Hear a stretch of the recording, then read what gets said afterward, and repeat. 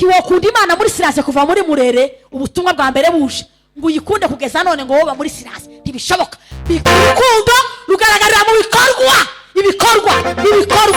Tiwovuga ngo wowe nguko turayikunda cyane ngo nubwo tutosirimba wowe uhora muri silence buri munsi. Ikibazo gikomeye. Umuntu akavuga mwene se nabi akamugamba akamwanga inzoka yikamuhararuka. Umugabo umwe yari yaravuze ngo ni yarushe yanga n'imbwa yiwabo mugabo aramwangana n'imbwa ye. Abantu bari mukwanga akabagana n'abana n'abuzukuru ukamwanga pe bigahama akamwanga bigahama kanavuga ngo jewe nyanga naka yamara kamavuga tunakuwa budu tu urumubesha urumunyakinyoma urumwishanyi urumubandi. Abantu bose bagira inzoka yo kwanga abandi ntiyahuje amaraso na Kristo. Ingorane dufite muri aya maparuwase manini ngiyi ya Hope si ibibazo biri muri Hope, ni ibibazo biri mu maparuwase mato. Abagabo n'abagore n'abana babo kubabanye baza baryama badasenze, bamwe bakaza batukana kuri banyina, abandi bagafimana nijoro umugabo n'umugore, babandi bazaba ngo zirarazisha ngo mugaca ngo bakazizimya. Tako yarabazimya kizimya moto zozizi wawe buri munsi uzoyikura he? Abandi bakandarika amakuru y'ingo zabo ngo jewe ngo agira aya mafuti baryo habwira bagira yanda komeye. Nta muntu utagira ibyiza, nta muntu utagira intege nke. Kuraga kuregiza kurita hanze kubera ubwenge buke n'ubukristo buke no kudakunda Imana. Ingo zizobananira abantu badakunda Imana tibo kubaka ingo tibishoboka. Urugo rurakomeye.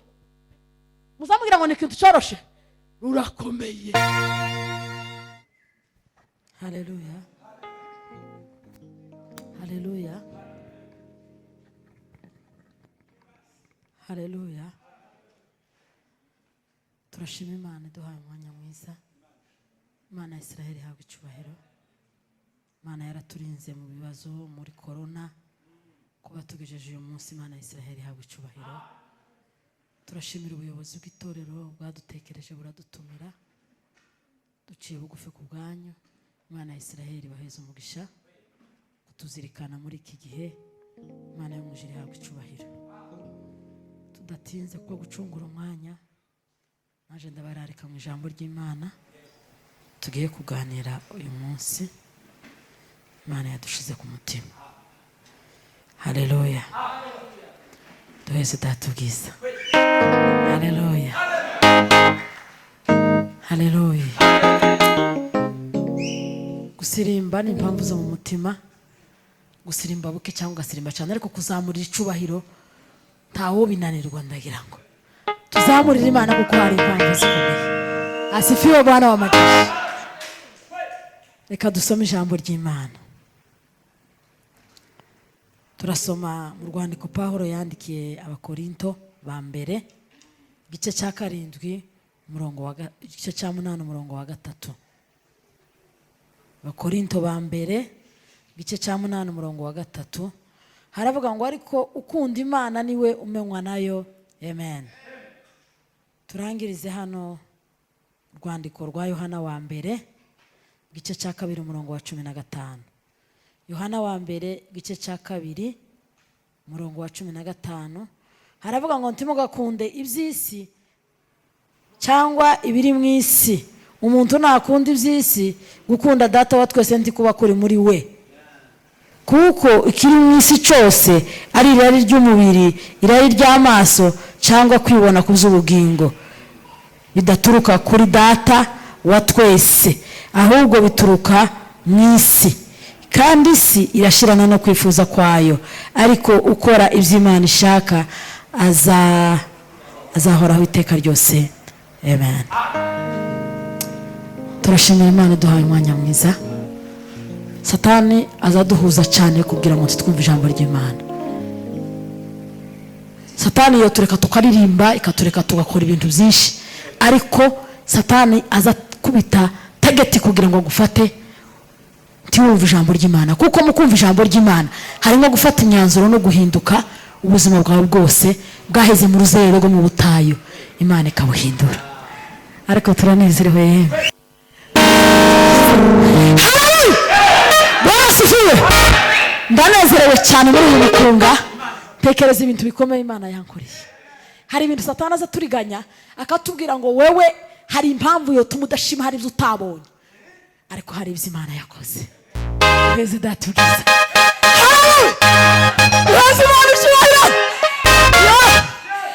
Bwana sifiwe. Ndanezerewe biteye ubwoba. Je sinza ndeba ku bandi, sinza ngendera no kuri muri vema ngo ndebe ngo abantu ngo bafite mu vema ngo meze gutyo. Zantekereza icyo Imana yakoze, kibuka ibikomeye Imana yakoze. Sinza nyibuka ko hari icyo ntagira mu buzima, nzanyumva mfite byose iyo nyibutse ko hari ibyo Imana yakoze. Haleluya. Asifiwe. Hari ijambo rimwe ntoreka gutangira ubuhamya. Haleluya.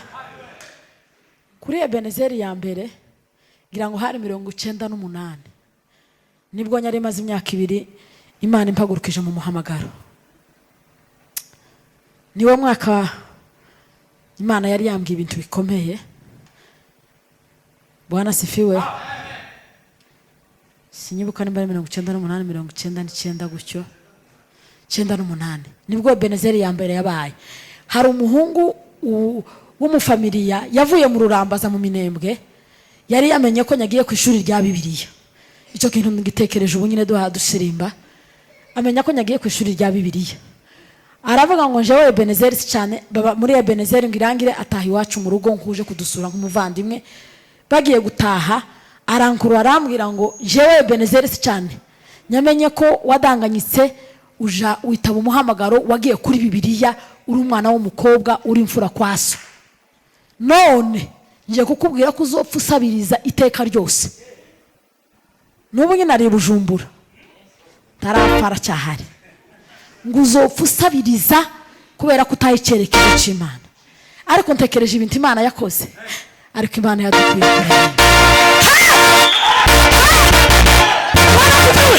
kandi mu bundi buryo yari yangiriye inama nziza nk'umuvandimwe. Arebeye mu mubiri yari yatinye kazoza kaje, abona ko ntaye umurongo, ariko Imana yari yambwiye ngo nzobana nawe. Haleluya. Timwo byumva guhamagarwa uri umwana w'umukobwa ukava mu mashuri asanzwe utabuze iki kwigisha, ukumvira Imana igutumye kwiga teology, uri umwana w'umukobwa utari uvutse mu muryango ukomeye w'abakire, ugatekereza icyo Imana yavuze ukacyumvira ugahaguruka ugafata icyemezo ugahaguruka. Hari intambara zikomeye, ariko Imana ikambwira naje ubwaje hariganya bitekereza nkavuga ngo Mana iki kizagenda iki kizohera he. Ariko Imana nije wa mbere mu Banyamurenge yahujije n'umuzungu ntagira telefone, ndaciye muri bene wacu i Bujumbura ingeza Kampala. Bwana sifiwe. 2007 Imana nibwo yanciriye inzira nza kwiga Bibiliya Jinja n'umuzungu ntazi, nta telefone, twarasirimze gusa umukunga gusa turasimba gusa. Ariko ndanezerewe yewe. Duheze datubwiza. Ndanezerewe. Ubundi gutamba cyane no kwihanyagura ni impamvu zo mu mutima. Timukazamugaya abantu bicaye cyangwa ngo mubaforcinge. Hari abantu bafashwe muri silence kandi bazinjira mu ijuru bagahabwa amanota ateye ubwoba. Abandi bafashwe bavuye inyuma. Katanga tayari azitatu kubera iyo mpamvu. Haleluya. Mumpeze Imana icyubahiro gusa, mumpeze Imana icyubahiro, mufashe tuzamurire dakigiza. Haleluya. Nawe hari aho Imana yagukuye. Kuragira ngo wowe wari worohewe se nubwo abantu batazababwirana, hari icyo Imana yakoze ku buzima bwawe. Nuzoza uburi kintu ukundira Imana, uzutekereza ko Imana yakuremye. Imana ikugira umunyorogoto, Imana ikakubwira ikivumvuri, ntiwoyiburanyije, ikugira nyamujongo ntiwoyiburanyije, ariko Imana yakugize neza, iguha amaso abiri, iguha amaguru abiri. Imana yakuremye neza, iraturema, iradupamba. Imana yaradupambye idutiraho. Imana yagutizeho papa. Duheze data bwiza. Haleluya. Bibiri isivuga. Ese ko hari abantu batarafatwa kabisa.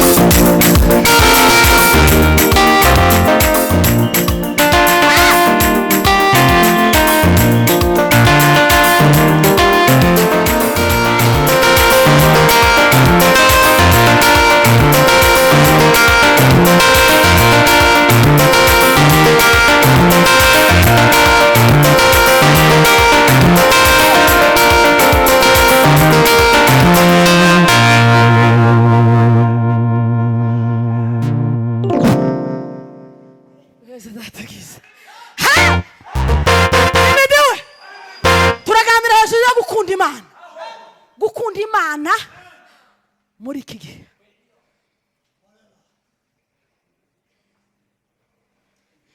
Bibiliya yavuze ngo umuntu ukunda Imana ngo niwe uzumenywa nayo.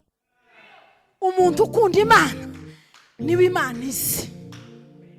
Umuntu ukunda Imana azamenywa n'Imana. Mu buzima busanzwe iyo umuntu akunda uwundi ikintu cyambere azamukorera amuha umwanya. Time.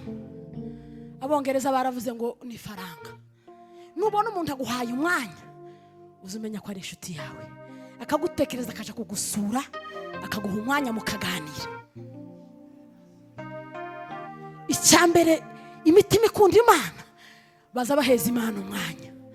Baba mu bihe binini byo gusenga bahora mbere y'Imana batarama. Hari abantu cyangwa badahari batekereza Imana mu buzima bwabo, baha Imana umwanya. Haleluya. Icyakabiri, Bwana asifiwe. Umutima ukunda Imana uzawubaha amategeko y'Imana.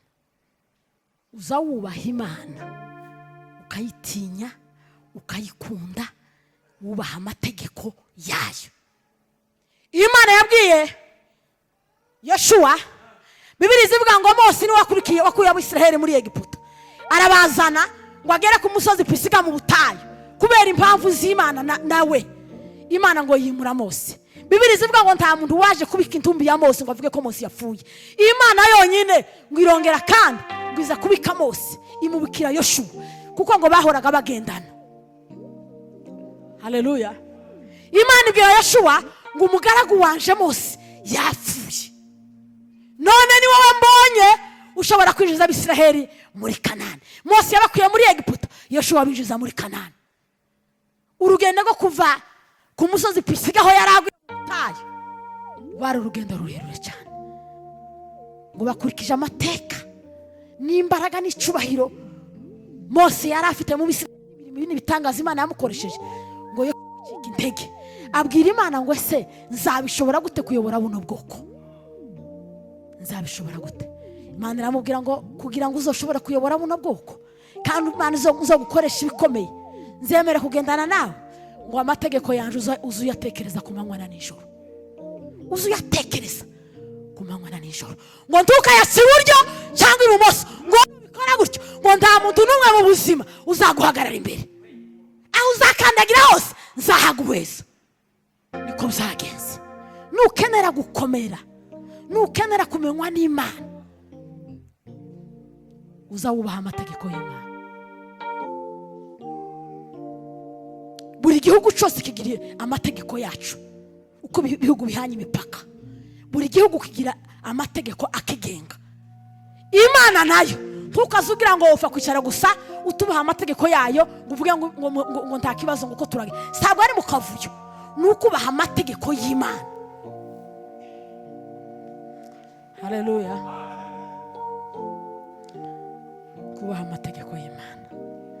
Zaburi igice cya mbere umurongo wa mbere, hazavuga ngo hahirwa umuntu udakurikiza imigambi y'abantu, ntiyicarane n'abanyabyaha.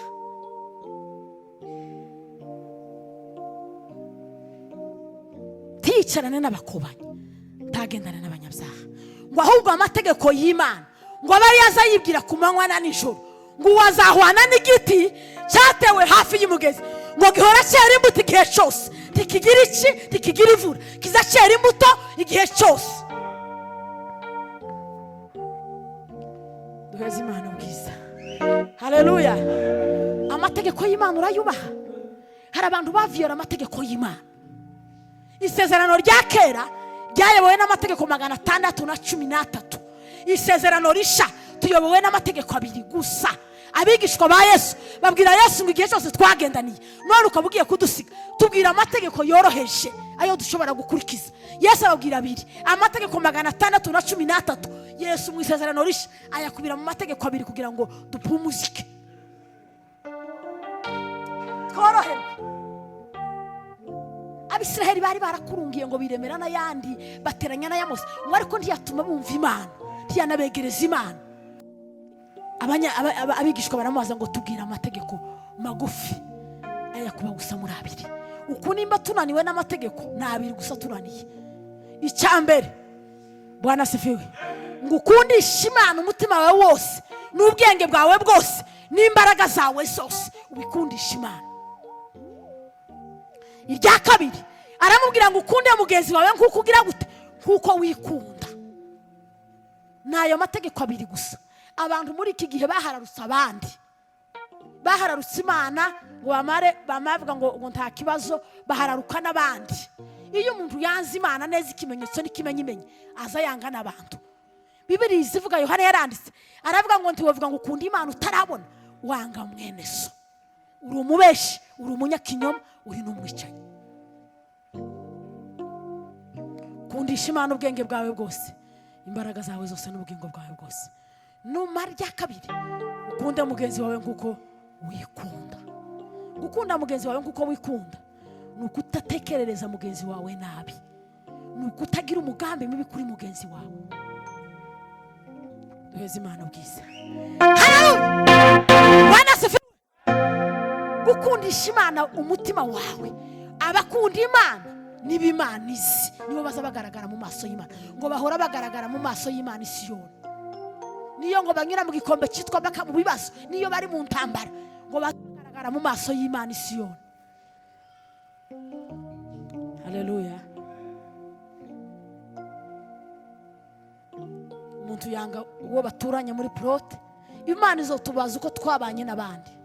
Amategeko 10 y'Imana, hari amategeko atwigisha kubana n'Imana, ayandi mategeko atwigisha kubana n'abandi. Nutamenya kubana n'abandi ngo muzamukorogana ari we biturutseho ku mpamvu zawe, ku giti cyawe,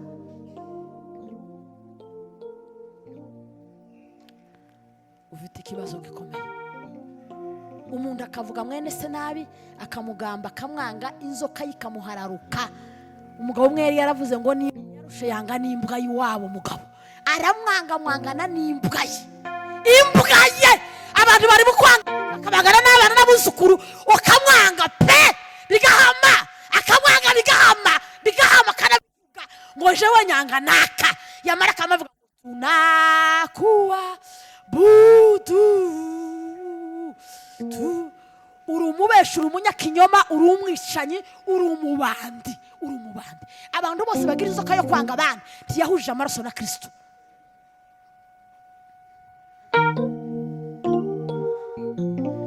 Haleluya. Asifiwe. Ikizokubwira neza umuntu ukunda Imana azakunda n'abantu. Azakunda n'abantu. Habe nubwo mwokorogana kubera impamvu z'abazimu n'abadayimoni, baza bababarira. Abantu bakunda Imana bababarira abandi, kubera ko utababarira nawe ntazababarirwa. Abantu bose bagira inzigo, abantu bagira ubugome, abantu baza bagira inzika, batazababarira, ntazababarira.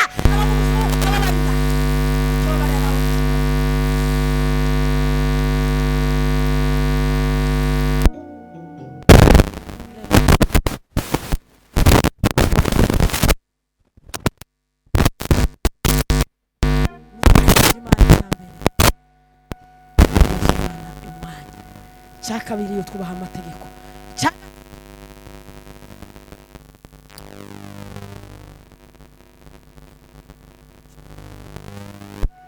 Azamenya kubana n'abandi.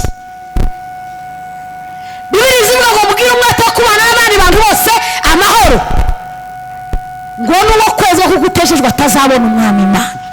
Kubana n'abantu ni ukugira umwete wo kugira kwihangana, ukihanganira umuntu w'akayayu, ukihanganira ikirara, ukihanganira ibigoryi, ukihangana, ni ukugira umwete.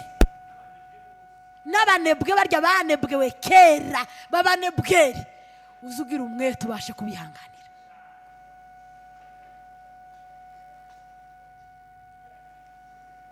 Asifiwe.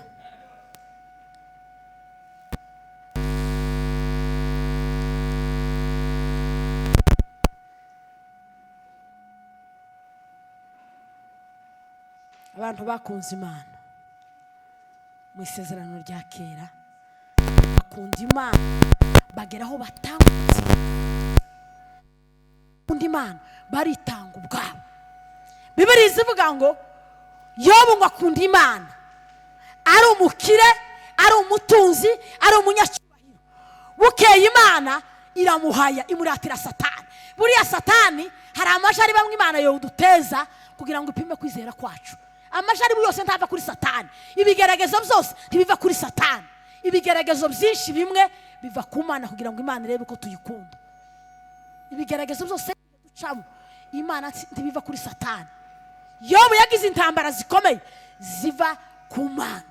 Imana ngo iramuhaya, iramwitegereza mu mutima wayo, ngo ibona afite umutima wo kuyikunda biheka. Imana ngo iramuhaya. Haleluya. Imana ibwira Satani, iramubwira ngo asuvuye, ngo mvuye mu isi kwizereramo no kwitambagiramo. Ngo se wabonye umukiranutsi wanje Yobu uburyo ameze mu gihugu? Aramubwira ngo n'ubutunzi wamuhaye. Aramubwira ngo genda uburimbure bwose bushire, ntiyagire na rimwe risigara, numara urebe ukuntu amera. Inzu abana bari barimwo mu ifete, abana 10, abahungu 7 n'abakobwa 3 barapfa. Indogobe n'inka n'intama n'ihene, ibintu byose biranyagwa. Hakaza umushumba umwe gusa, bakavuga ngo nije usigaye okubikubikira.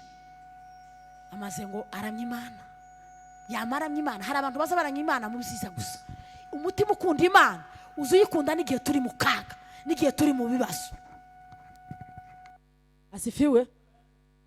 Haleluya. Haleluya. Asifiwe Bwana wa majeshi. Haleluya. Duheze Imana icyubahiro.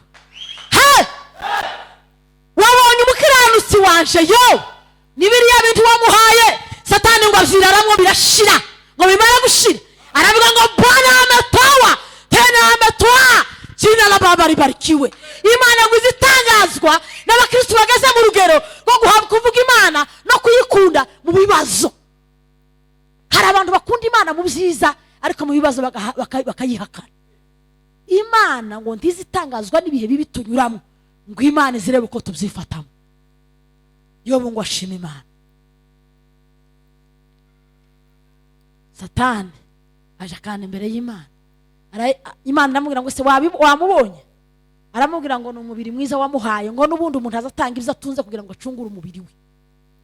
Yamamubwira ngo umubiri ndawuguhaye cyo kimwe n'ubugingo. Bibiliya ivuga ngo ahera mu ruhori horageza mu bworo bw'ikirenge, ngo aratemagurika ibisebe, ngo yishimisha urusho yika hasi mu mukungugu. Ngo nibwo umugore w'umupfapfa wiwe w'umunebwe wamwitegereje, aramubwira ngo se wayitutse ukayiva. Abatizera n'abanyabwoba bazagira mu bibazo bakayihararuka bakayizinukwa, ariko Yobu Bwana asifiwe ngo araguma arayikunda. Ngo icyo yariko yihutira gusa, ngo yariko yipima ku munzani, ngo arebe nimba intambwe ze ntaca Imana irambugayo. Imana ikavuga ngo biracameze neza. Ba Bilidadi na ba Zofari bariko baza kumucunaguza bamubwira ngo ntawobwibwaho n'ibi bibazo, ngo atacumuye ku Mana. Ariko ngo iwe ngo akihutira gusa kureba ku munzani, ngo yawureba ngo akabona ibintu bimeze neza. Yobu aravuga ngo nubwo Imana yonyiyicira ubwami, ngo nzopfa nkiyizera. Umutima ukunda Imana, tuzadukunda Imana mu byiza no mu bibi tuyikunde kugeza dupfuye. Haleluya. Yobu mu minsi itari myinshi Imana yamushumbushije abana, ngo imugarurira abana b'abahungu n'abakobwa 10, kandi ngo beza baruta bambere.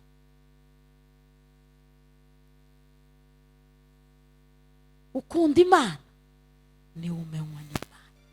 Ni ishano rikomeye kumenyekana mu isi ugakomera utazwi n'Imana. Ni ikibazo gikomeye kiruta ibindi, ni ubuhanya, ni accident ikomeye. Accident ikomeye si uko umugara ukuguru, accident ikomeye si uko ufite ukuboko kumwe, accident ikomeye ni ukubaho ubuzima bwawe. Bwana sifiwe. Imana itakuzi, Imana izi kureba mu isi itikubone utazwi n'Imana. Bibiliya yavuze ngo bakunda Imana niba Imana izimenya, niba Imana izi, niba Imana izihaye. Umutima wawe ukunda Imana cyangwa ni uburyarya gusa? Paulo yandikiye Timoteyo, Bwana sifiwe, Bwana sifiwe, Timoteyo wa kabiri igice cya 3 umurongo wa mbere, aravuga ngo mu minsi y'imperuka ngo abantu bazaba bikunda, bakunda impiya, birarira, indashima, bikakaza, ivyigenge, ivyigenge, ivyigenge, ivyigenge, ngo bakunda impiya, ngo bikunda ubwabo, ngo aho gukunda Imana. Aravuga ngo bameze gutyo ngo muze mubatera umugongo. Ibihe turimo bene data zo kwikunda no gukunda ifaranga, kwikunda ugakunda n'ifaranga. Iyo umuntu yakunze ifaranga aba yafashwe n'indwara mbi iruta ibibembe. Paulo yaravuze ngo ifaranga niwe muzi w'ibibi byose, niwe muzi w'ibibi byose. Nico gihe abantu benshi bazabiba, akiba 10, akiba uko abonye uburyo akabigihahirana. Mu minsi y'imperuka abantu bazaba bikunda. Ubu abantu barikunze, abantu barikunze, abantu biyitayeho aho gukunda Imana. Mu minsi y'imperuka y'ubuhenebere bwa nyuma abantu bari mu kwikunda, umuntu akikunda aho gukunda Imana. Paulo aravuga ngo bameze gutya muza mubatera umugongo. Mu bintu 5 biranga abakristo bamaze gukura ngo baza batekereza abandi. Ntazahekera ku bibazo byiwe gusa, azatekereza ngo se naka w'umukene yishuye inzu, naka w'umukene ejo azobona umwenda wo gusengana, naka w'umukene. Ngo abakristo bakuze mu gakiza bageze mu rugero rwo kutikunda baza batekereza n'abandi, baza batekereza n'abandi. Kandi iyo utekereza abandi, Imana izitekereza ibyawe cyane. Weze data byiza asifiwe. Umutima wawe ukunda Imana cyangwa ukunze iby'isi? Bibiliya yavuze ngo ntimugakunde iby'isi, ntimugakunde iby'isi cyangwa ibiri mu isi, ngo kuko ibintu byose biri mu isi ngo ni irari ry'umubiri, irari ry'amaso, ngo no kwibona kuby'ubugingo. Yesu amaze kubatizwa muri Yorodani, Bibiliya ivuga ngo Satani yagiye kumugerageza mu butayu iminsi 40. Ngo Yesu ntiyamutsindisha kuko ari umwana w'Imana, ngo yamutsinze kubera ko yamenye ibyanditswe. Satani ni umugabo w'amahimba ya kera uzi kurwana intambara, aza gutega none akagutega ejo, akagutega bwa buriye, akagutega umwaka utaha. Satani warindutse gutega Yesu akamugerageresha gukunda isi, icyubahiro n'iby'isi. Bibiliya ivuga ngo amuzamura ku musozi muremure, ngo atangira kumwereka, aramubwira ngo nundamya ibintu byose nzabikora. Ariko ngo Yesu yamutsindishije ngo kubera kumenya ibyanditswe. Haleluya. Icyo gituma abantu benshi batari mu gusoma Bibiliya bafite akaga gakomeye. Ntabwo Satani azatinya imizingo y'ibitabo, nubwo wogira ibitabo binini 100 kazubyitwaza ku manywa na nijoro. Satani azatinya ijambo ry'Imana riri mu mutima. Inkota ityaye ikebera mu giyombi Satani atinya ni ijambo ry'Imana riri mu mutima.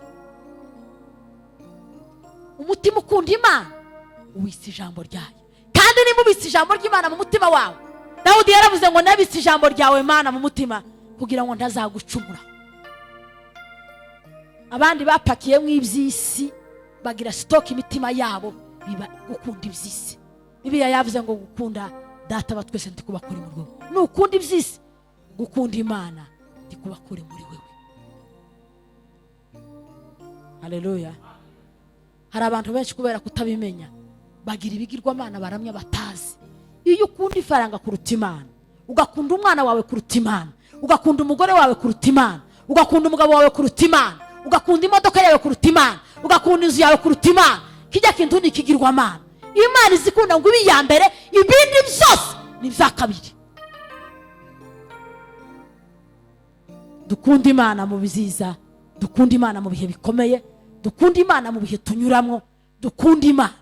Iyo twakunze Imana, Imana izitumenya.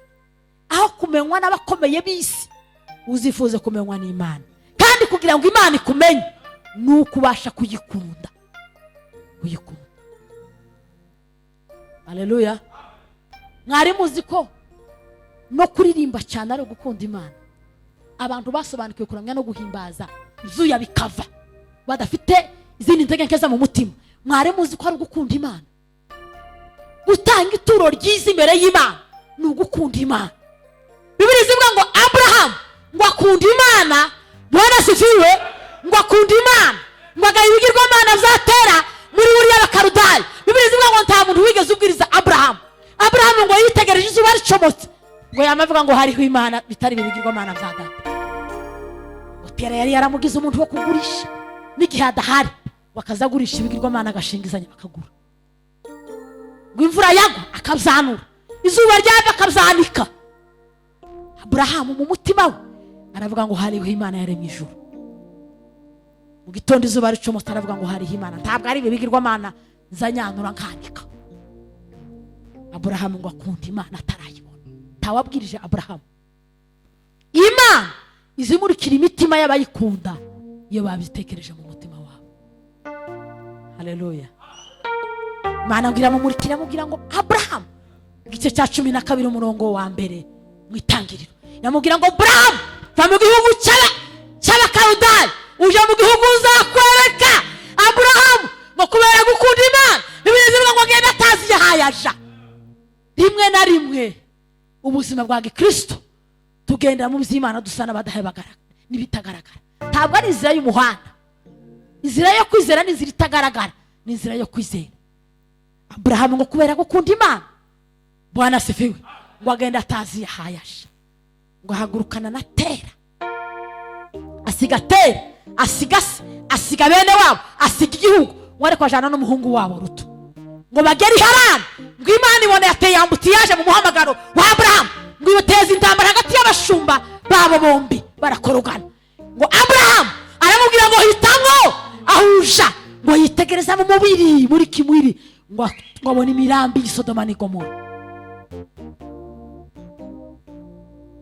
Kureba nabi, kurebera mu mubiri, kurebera mu mubiri. Batora Isodoma. Abraham nawe ngo akomeza inzira y'i Kanani. Intwari zose Bibiliya ivuga ko ari intwari, ni abantu bakunze Imana, batakunze iby'isi.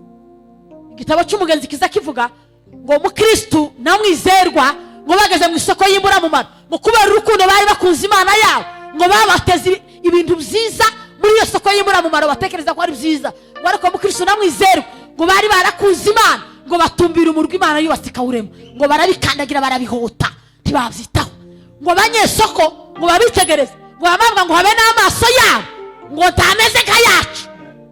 Ubundi amaso areba Imana ntazamera nk'ay'abino.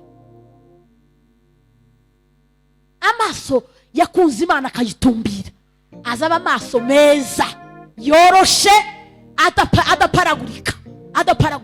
Abantu bafite amaso aparagurika nkaya Nyakamvutabi ntizireba ngo uhindukire, izihindukiza amaso kubera guparagurika. Kandi ibiri hano mu mutima nibyo biza biseruka hano inyuma. Tiwokunda Imana muri silence kuva muri Murere ubutumwa bwa mbere buje, ngo uyikunde kugeza none ngo woba muri silence ntibishoboka. Urukundo rugaragarira mu ibikorwa. Tiwovuga ngo wowe nuko turayikunda cyane ngo nubwo tutosirimba, wowe uhora muri silence buri munsi.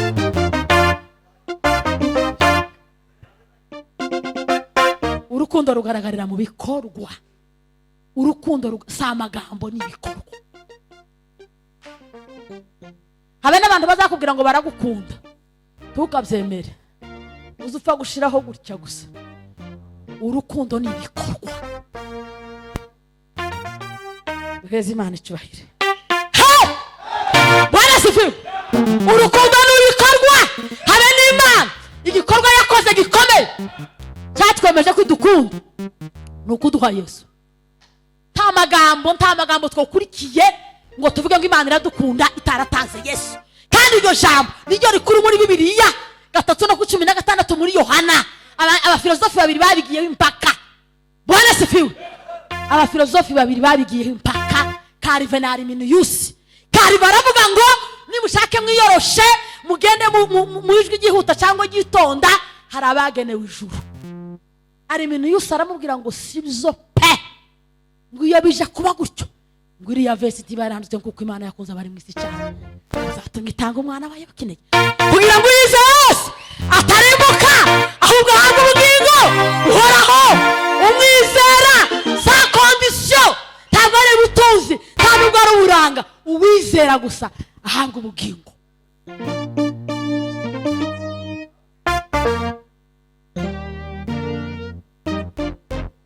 Calvin umunyabuntu niwe munyabuntu mukuru. Aba bose baza bavuga umuntu bwo guhera mu byaha. Calvin umunyabuntu iwe yavuze irindi jambo aravuga ngo iyo umuntu ahavuga hejuru yo kutihana ibingibi abantu barimo kugenda abigisha b'ibinyoma binjiye muri twe barimo kugenda bavuga ngo kwihana ngo kera ngo wihanye rimwe ngo bawinjiye mu gakiza. Bongo Calvin niwe wa mbere wabivuze arabivuga ngo Bwana sifiwe. Nawe yari ko yemera ibyo gusubira kandi kwirega wakoze icyaha. Aravuga ngo iyo umuntu yinjiye muri bato gukanyerera ku gishishwa cy'umuneke ngo ese ubuguye muri bato ngo cyangwa ubuguye mu ruzi. Baravuga ngo ubuguye muri bato. Aravuga ngo niko n'abakristo ngo kera iyo winjiye gukanyerera ngo ubuguye mwo muri Yesu. Tantumbi ziba muri Yesu ntabasitaye nta n'utujorete tubamwo. Iyo uguye bisaba kwihana ukongera kandi ukagira gute ngahaguruka. Mukristo yabwiye Paul aramubwira ngo iyo nguye amagize gute mbazuse nigi utekereje kwihana kugira ngo uve mu ntegenke. Uzemere tukange kwinyoni ziguca ku mitwe ariko tukemere ko zigutindaho. Tugatinde mu bunebwe ngo buraremwo, tugatinde mu ntegenke muza mwihana. Veze datugize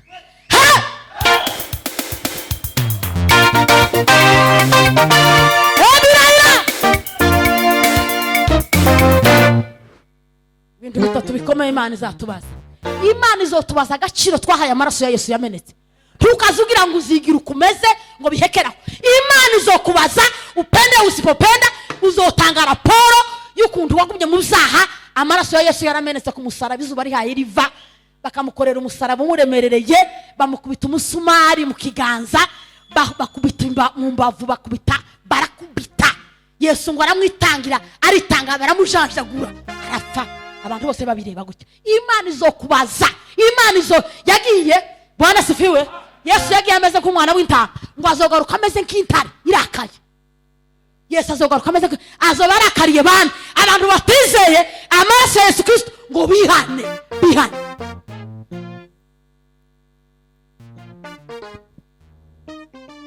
Mtu akipenda ulimwenguni kumpenda Baba Mungu hakumo ndani yake. Umuntu nakunda ibyisi gukunda data wa twese tikuba kuri muri we. Umuntu nakunda ibyisi gukunda data ntawuzi ukunda bibiri ntawuzi ukorera abambi babiri. Iyo wakunze ibyisi gukunda Imana tikuba muri wewe. Ukunda Imana tikuba muri wewe.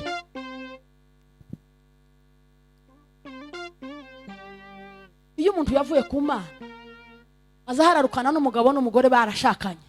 Umuntu agahararuka umugore we neza. Umugabo agahararuka umugore akabaho azaja mu materaniro yarahararutse umugabo we yaramwanze. N'ubu nyine hano hari abantu bamwe bafite amapointement ngo tuzotandukana.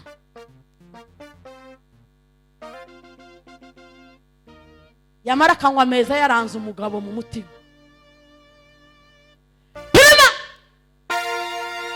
Warahiye urasinya.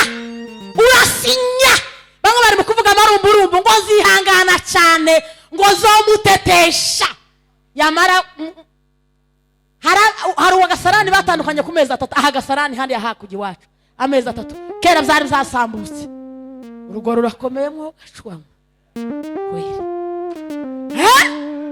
Hari izindi ziriho gusa hovyo zibaye kumanga ntizikundana. Nico gituma abantu benshi baza banebwa bagahararuka Imana, agahararuka n'uwo babana yararahiye akarahira. Imana izobabaza indahiro ngo nzomwihanganira. Uzomwihanganira gute? None kera unaniwe gute appointment ngo tuzotandukana?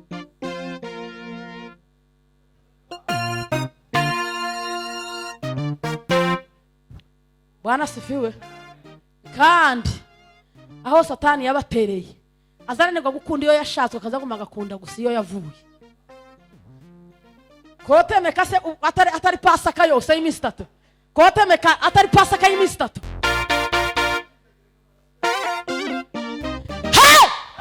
Bwana sifiwe. Ubundi Bwana sifiwe. Ubundi intego Bibiri zivuga ngo urugo ni umushinga w'Imana. Intego y'Imana kugira ngo igire urugo abana n'umugabo. Urugo paruwase ya mbere kugira ngo Imana ikore ngo nukugira ngo mu rugo habe nko kuramya no guhimbaza. Timoramya Bibiri zivuga ngo kwa Filipo gusa ngo nibo bageze abaranya bose bakuzuzwa ngo yageraga abakobwa bane b'abahanuzi.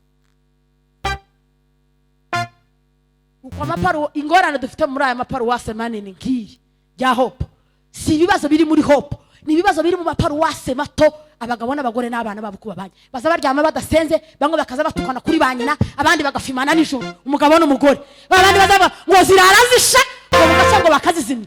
Tako yarabazimya kizimya moto zo ziwawe buri munsi uzoyikura he? Abandi bakandarika amakuru y'ingo zabo ngo jewe ngo agira amafuti baryo habwira bagira yanda komeye. Nta muntu utagira ibyiza, nta muntu utagira intege nke. Kuranga kuregiza kurita hanze kubera ubwenge buke n'ubukristo buke no kudakunda Imana. Ingo zizobananira abantu badakunda Imana tibo kubaka ingo. Tibishoboka. Tibishoboka. Urugo rurakomeye. Muzamugira ngo ni kintu cyoroshe. Rurakomeye.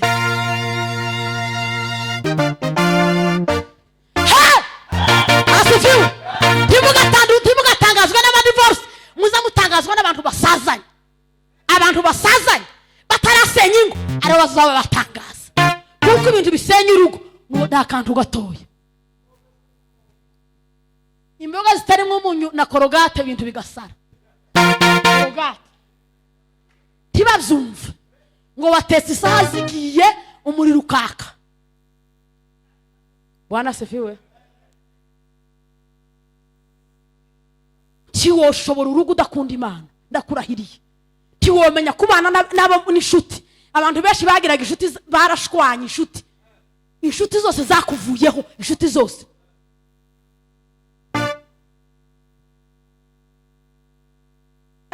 Hari umwanditsi wanditse agantu keze ejo bundi bw'ubwenge aravuga ngo uzirinde gutakaza inshuti. Aravuga ngo uko ikoti utazurita mu gihe cy'izuba ritegereje kugira akamaro kaso mu gihe cy'imvura cy'imbeho, ngo niko inshuti itagufitiye akamaro none izakubera inshuti izo kugira akamaro ejo. Tugatakaza inshuti. Inshuti nziza izikujanika kugeza kure. Abantu bose bakomeye bose bakomejwe n'inshuti. Kandi abantu bose babakire ba mbere bakomeye nabagira inshuti. Ngubwo none ataguhaye ushira muri blacklist.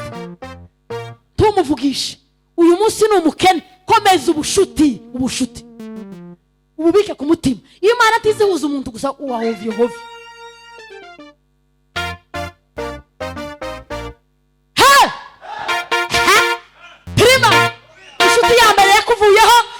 Yakuvuyeho abandi warabrose mu muryango ntuzuvuga wowe wigize igitangaza.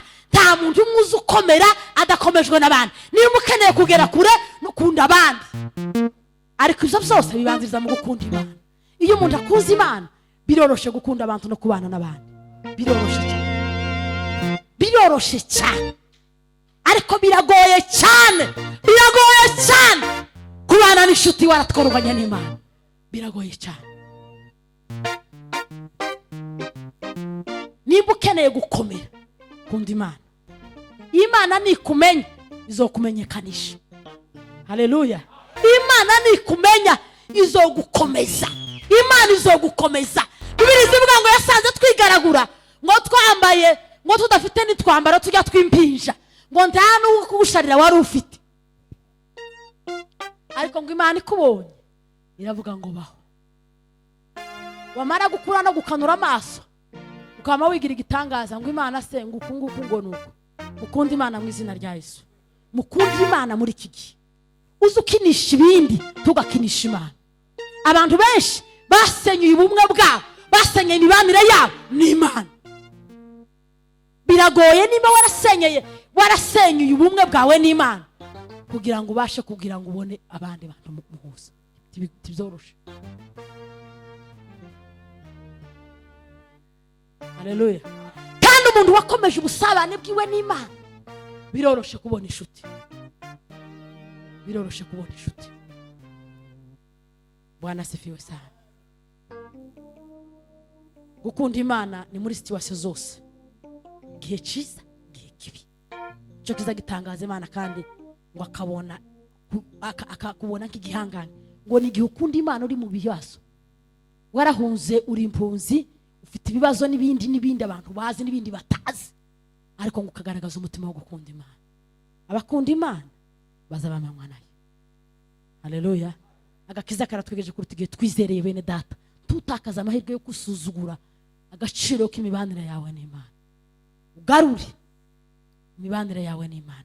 Nimba hari abitagenda, nimba hari aho watripose ukanyerera, ni wowe wenyine ugomba gushakisha icyagutandukanyije n'Imana, igituma utagikunda Imana. Haleluya. Icyanyemeje neza ko abantu benshi batagikunda Imana muri iki gihe ni usiba gusa amateraniro buzira gahunda. Jewe amaze imyaka 7 muri iki gihugu, sibye amateraniro muri Kenya 2 ndi mu bitaro. Iyi cyumweru kisanze mu bitaro zasiba. Kandi cyo cyumweru sinzocibagwa kuko nzambabara. Sibye 2 umunsi w'iyinga. Ariko wewe ikiza kugira ko urukundo rwatakaye rwapungutse. Gukunda Imana muri wowe kutagishobotse. Nukuryama wageza n'iyinga ukaryamira ukaguma ukaryama. Bibiri zivuga ngo kumbuka siku ya Sabato uyitakase. Bwana sifiwe. Abadive ntibemera umwuka ariko bubahiriza Isabato. Isabato y'umunsi wa gatandatu niyo yanditse muri Bibiliya mu Isezerano rya kera. Isezerano rishya rero twahinduye Isabato n'iyinga kubera ko ari wo munsi Yesu yazutseho. Uwo munsi rero uzubyuka utekerezeho, uzukira mu materaniro. Gusiba amateraniro, gukereza amateraniro kuzira impamvu zikomeye zakubayeho kenshi nuko gukunda Imana muri wowe kutangiye kuregera. Imana zidutestingira mu bintu bitoya. Imana idupimira mu bintu bito, mu materaniro gusa. Abandi mu buzima bwabo babayeho ari banyamwigendaho. Asifiwe. Bibiliya yavuze ngo ukunda Imana ni ugira gute? Ni umenywa nayo. Nimba ukeneye kumenywa n'Imana, nimba ukeneye gukomera, nimba ukeneye kugera kuri, nimba ukeneye gutera imbere, kunda Imana mu buzima bwawe. Kandi gukunda Imana ntabwo ari umuryango uzo gufosinga, ntabwo ari inshuti zawe, n'umwanzuro uva muri wewe gukunda Imana. Bibiliya ivuga Naomi, Bwana sifiwe, ngo yaramaririye abana n'umugabo, ngo asigarana abakazana 2. Rusi ngo akunda nyirabukwe. Akunda nyirabukwe, amukundana n'Imana, amukundana n'ubwoko bwawe kandi yari umunyamahanga. Ngo bituma Imana imuvugaho isezerano rikomeye. Bene data, Bibiliya ivuga ngo ukunda wese ni uw'Imana naho udakunda n'uwa Satani. Imbuto ya mbere y'umwuka Imana idusaba ni urukundo. Abantu benshi batakigira urukundo mu buzima bwabo, tukaza wumva ko ukomeye, ufite ikibazo. Kuko udakunda ni uwa Satani, ariko ukunda wese ni uw'Imana, ngo kuko Imana ni urukundo. Dukunda Imana, dukunda abantu, nibwo tuzagera kuri. Imana idufashe kandi tuganze.